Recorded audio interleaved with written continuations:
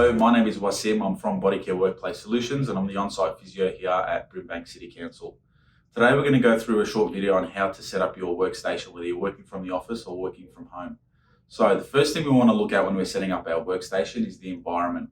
You want to make sure that the area is clear of any slip or trip hazards and there's no clutter around the floor. The next thing you want to do, you want to make sure that the desk itself is decluttered as well. If you've got some equipment on there, make sure that they're out of the way and the cords that you're using are also out of the way.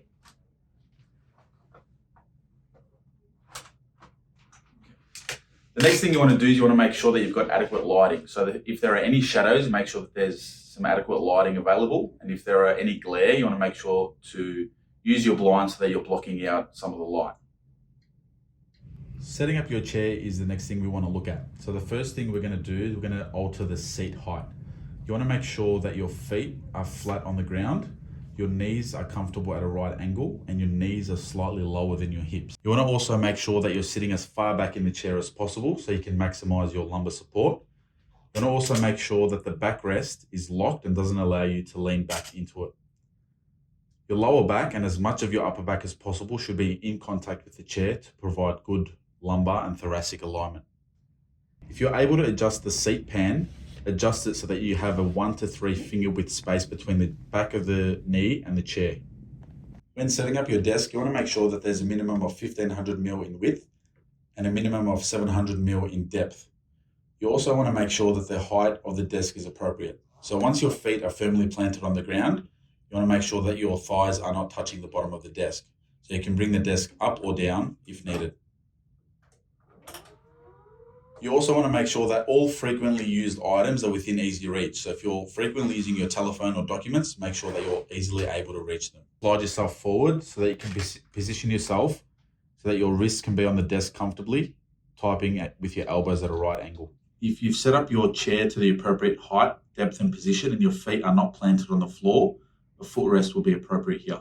So when setting up your monitors, the first thing you want to do is you want to make sure that the screens are within arm's distance.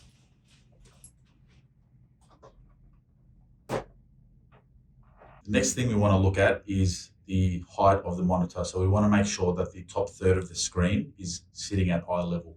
If you're using one monitor, this should be centered. If you're using two, you can place them side by side with a 10 to 20 degree angle. When setting up your keyboard, this should be placed centrally and as close to you as possible with your wrists in a neutral position and supported by the desk. And the mouse should be adjacent to the keyboard and close by so that you're not overreaching. When setting up your standing desk, you should apply this similar principles as a sitting desk. You should raise your desk so that your elbows are comfortably at 90 degrees and the top of your monitors are at eye level. Your shoulders should be relaxed and you should stand close to the desk to avoid overreaching. You should stand evenly and not lean to one side. Ensure you're wearing comfortable footwear. The back, hips, knees and shoulders should be relaxed and comfortable. As a general rule, you could stand for about 8 minutes every half an hour of sitting. If you're working from home and using your laptop without any monitors, you need to have your laptop propped up on a riser or a box to make sure that the top part of the screen is roughly at eye level. You should also make sure that you're using a separate mouse and keyboard and apply the same principles as we did earlier. Thanks for taking the time to watch this video. We hope that you took away some of these tips that you can apply to your workstation at home and at the office. Some takeaway tips.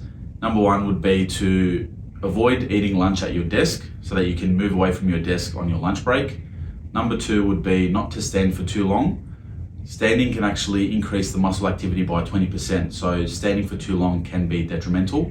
And the last one would be to regularly exercise. So we recommend at least 1 to 2 minutes of exercise per 30 minutes of sitting to make sure that you're doing your postural stretches as much as possible and doing your daily exercise.